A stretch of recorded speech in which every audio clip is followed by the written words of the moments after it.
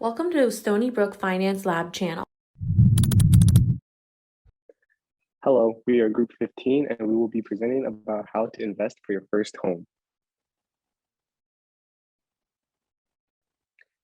Starting with our target demographic, we aim to assist young professionals who just started work and want a new home. According to research by the National Association of Realtors, millennial-aged and younger Americans make up half of the US population, leading to most of them reaching the point of wanting to buy their first home. In the past year, 31% of people purchasing homes are first-time home buyers, affecting the increase in supply and demand for houses. And the quote stated, the younger generations are more financially ready compared to older generations, leading the demand of houses to increase with the wider age range of buyers.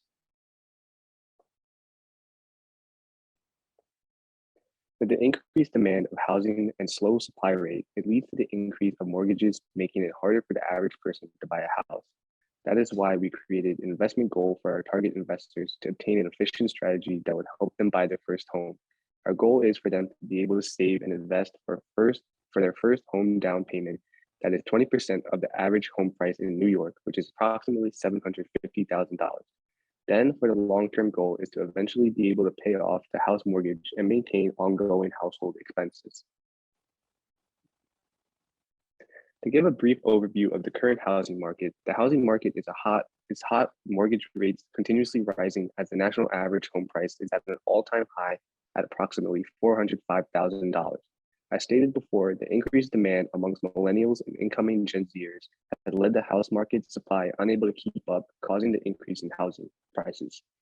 Along with the younger generation becoming more financially stable compared to older generations at young age, young borrowers are less likely to default on their mortgages, not allowing time for the house market supply to catch up to demand. There are many things to consider when it comes to buying a house, as it's one of the biggest and most important purchases in your life. First is to ensure you are capable of buying a home by auditing your finances, making sure you're able to handle all the potential costs. Next is to look for a home that suits your needs and features so you can get a grasp of what your price range and availability of houses is. You also want to check how much mortgage you qualify for so you know how much you need to save up for a down payment. Lastly, you need to consider the total cost. There are many expenses when it comes to buying a house. Now, with all this information taken into account, you know what you are looking for, but don't know how to get there. Next, we will discuss the investment vehicles that will assist in your investing to reach your goal. So before we start talking about investment vehicles, we'll be talking about asset classes. And asset classes is a group of investments that have similar characteristics. And the reason why you want to invest in different asset classes is because it can help you diversify your portfolio. So there are 4 major types of asset classes. First one is equities, which is stocks, which represent a share of a company. The second one is bonds, which is a loan that you issue to a company or a government, and that loan will be paid back with interest. The third investment will be real estate, which is a physical property. And the last type of asset will be cash, which is the money on hand or in a bank account. Next, we also need to understand financial instruments. And financial instruments are contracts for monetary assets that can be purchased, traded, modified, or settled for. And they are used for a variety of purposes. So for example, we can use them for payments of goods and services. For example, we use financial instruments to pay for bills, rents, mortgages, and many other things. So an example of a financial instrument would be a check that you write to your landlord when you had to pay your rent. Another way financial instruments are used is raising capitals. Governments and business use financial instruments like bonds to raise capital so that they could borrow money and invest. And you can also use financial instruments to store value, like stocks and bonds, which have value and can be bought and sold, and also transferring risk and speculation. There are 3 main types of financial instruments. Cash instruments, which are financial instruments with values directly influenced by the condition of the market. Within cash instrument, there are 2 types, security and deposits and loans. And the second type is derivative instruments. They are financial instruments that are valued from their underlying assets such as stocks, bonds, currency, and indexes. The 5 most common examples of derivatives are synthetic agreements, forwards, futures, options, and swaps. The third type of financial instrument is foreign exchange instruments. Foreign exchange instruments are financial instruments that are represented on the foreign market and primarily consist of currency agreements and derivatives. And there are 2 types of asset class of financial instruments. The first one is debt-based financial instruments, which define as mechanisms that an entity can use to increase the amount of capital in the business, which are bonds, mortgages, credit cards, and etc. The second one is equity-based financial instruments, which define as mechanisms that serve as a legal ownership of an entity, which includes common and preferred stocks. Next, we also need to understand the different types of financial markets. And financial markets are a type of marketplace that facilitate the sales and purchases of assets like stocks, bonds, foreign exchange, and derivatives. So some of the important functions of the financial market includes put saving into more productive use, determines the price of securities, provide liquidity to financial assets. So here are the 4 main types of financial markets. The stock market, which is where investors trade and trade shares of stocks. The bond market, which allows investors to buy bonds from a company or the government, and the company will return the amount of bond within an agreed period with interest. The commodities market, which is where traders and investors buy and sell natural resources or commodities such as corn, oil, meat, and gold. And finally, the derivative market involves trading contracts whose value is derived from the market value of the underlying asset. And now we'll be talking about the most common investment vehicles. There are individual stocks, mutual funds, ETFs and index funds, and bonds. Individual stock are shares of individual companies, and your return is based on how much the stock price increase and or the dividend payments you get from the company. Mutual funds are a group of assets that you can purchase by pooling money with other investors. They are actively managed by fund managers. ETFs and index funds are similar to mutual funds, but they are not actively managed by fund managers, which lead to lower expense ratio. ETFs and index funds differ based on how they are traded. ETFs can be traded throughout the day like stocks, but index funds can only be traded at the end of the trading day. And bonds are a form of debt. Company and government issue bonds to raise capital from investors for a certain period of time. Bonds offer lower risk, but also lower return. You will get paid unless the issuer defaults. And now we'll be talking about the types of investment accounts. The first one is taxable brokerage account. It does not have any special tax advantages, but you can put as much money into the account as you want, and you can buy a variety option of investment assets. The second one is employer-sponsored retirement accounts, like 401k, which are sponsored by employers, and you can make contributions to the account before tax, but you get taxed when you take the money out later. The contribution limit is $19,500 per year. The employer is responsible for choosing the plan's investment options, so there might not be a variety of investment options for you to take. Whereas individual retirement accounts like the Roth IRA allows you to contribute with after-tax money, but you don't get taxed when you take the money out in the future. And to contribute to a Roth IRA, you need to make less than $140K if you're single, and the contribution limit is $6,000 per year. And then we have the education savings account. The 529 savings plan is a type of education savings account you can use to save for your own or a child's qualified educational expenses, which includes tuition, fees, and room and board at any college or university. You can withdraw tax-free as long as they are used for educational expenses. Next, we have the health savings accounts. The HSA can help you save for medical expenses today or in the future. And to qualify for a HSA, you need to have a high deductible health plan. Account contributions are made on a pre-tax basis, and your earnings also grow tax-free. And any withdrawal for medical expenses are tax-free. Contribution is limit of $3,600 per year.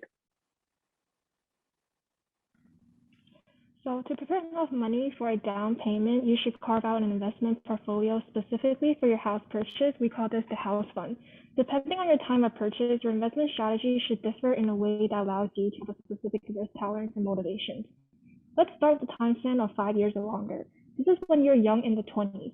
Even though you know you want to settle down and buy a house eventually, either in 5 years or longer, then for investment for the house fund in the future, you're allowed to take the maximum risk by going 100% into stocks. This is because you have time to recover from losses. The minimum goal is to require 25% of the median price of the homes you're looking at. So moving on into the 2 to 5 years time span, you're more certain of your plan to buy a house, and the impact of risk increases depending on your income and savings at the time. If you know that the purchase horizon is towards the 4th or 5th year, you can be bullish on your financial future and do 100% in stocks. Otherwise, invest more passively and retain maximum 50% stock allocation. And now, if you were to plan to buy in the next 24 months, invest conservatively. Limit your stock exposure to only 25% to prevent major potential losses. Bond allocation focus on long-term treasury bonds, and you can also put 100% into cash for maximum security and risk-free. Now, this is a clear breakdown of what was talked about before in picture form. As mentioned before, if you plan to purchase your house in 5 years or longer, there's a lot of uncertainty as many changes can happen. Even though you can invest your down payment in stocks more aggressively, you should still invest your house fund as you would your investment accounts based on your age and experience. Since our target investors are young professionals, as shown here, 100% into stocks is okay.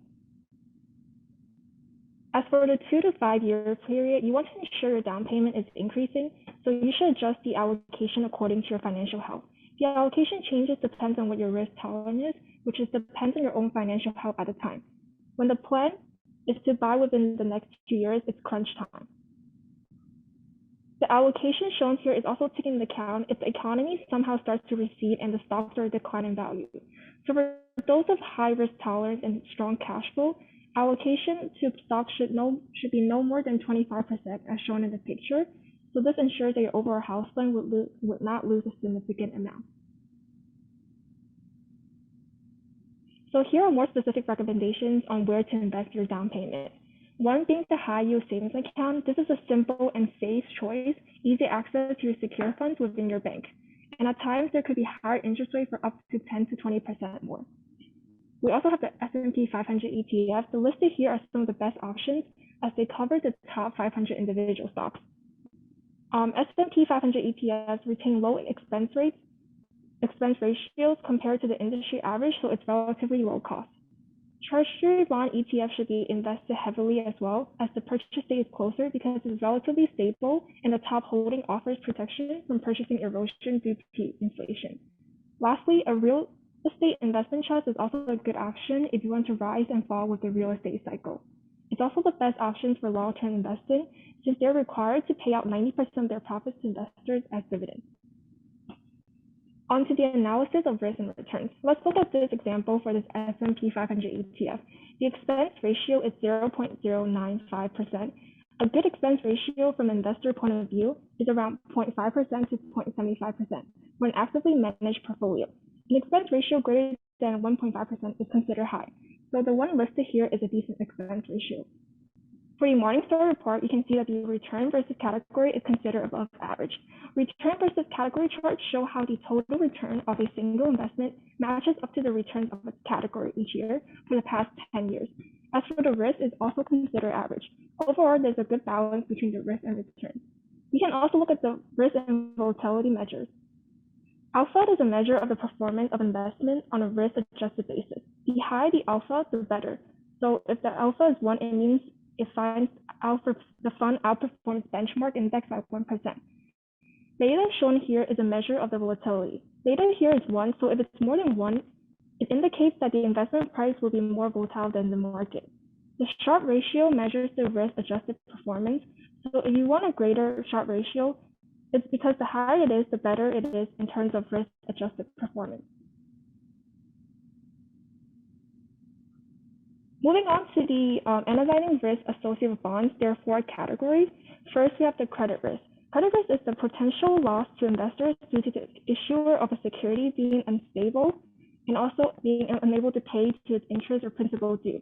So the greater the credit risk on investment, the higher the yield investors demand to compensate for it. Market risk is a risk that a bond's value will fluctuate with changing market conditions, as it's connected also to the interest rate risk. Interest rate risk is the risk that changes in interest rate in the US and its impact regarding to whether reducing or increasing the market value of the bond you hold. Inflation erodes the real value of a bond's face value, which is a particular concern for longer maturity debt. And then lastly, which is inflation rate, it's inflation risk.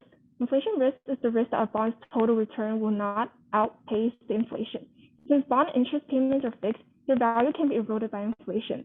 So the longer the term of a bond, the higher the inflation risk. On the other hand, bonds are a classic deflation hedge. Deflation increases the value of the dollars that the bond investors get paid. After all these recommendations, here are some mistakes to avoid. 1, resist dipping into other savings you have into investing. For instance, your emergency fund should be set aside and wait until you really need it. Taking a loan from 401k is risky because if you lose a job, the loan must be repaid by the next tax filing deadline. And then moving on to the IRA. So even though first-time homebuyers can withdraw up to $10,000 from an IRA without penalty for purchasing a home, however, you will have to pay the income tax due to the withdrawal unless it's a Roth IRA. Also, don't make the mistake of not keeping down payment savings in the right account. There are many options like high-yield savings accounts, money market accounts, and certificates of deposit. This might be common, but many people tend to overlook the basic money tips to accelerate savings. Making a few smart money moves can help you set aside a down payment faster, such as setting automatic transfers from a checking to savings account, use cashback credit cards, and simply save extra money. For instance, if you get a bonus, simply put it aside rather than spending it. As a first-time homebuyer, you probably don't have a ton of money saved up for a down payment and closing costs. So don't make that error of assuming that you don't have to delay the ownership while saving a huge amount. So there are actually a lot of down payment loan programs out there. And lastly, a lot of times people underestimate the cost of ownership. Before you start to plan to invest and save for purchasing your first home, do your research and see what other possible costs are. Going over key takeaways, you should consider all your potential costs in order to set investing expectations. The closer you are to buying a house, the less risk you should take. Investments should be made in investments that can become liquid by the time you want to purchase. Saving is very important, even if it's only a small amount. And lastly, you should take advantage of all the first-time homebuyer opportunities. Here are our sources. And that concludes our presentation. Thank you.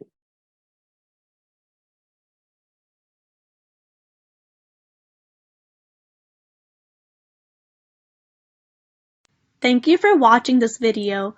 Please feel free to like, comment, and subscribe to this YouTube channel.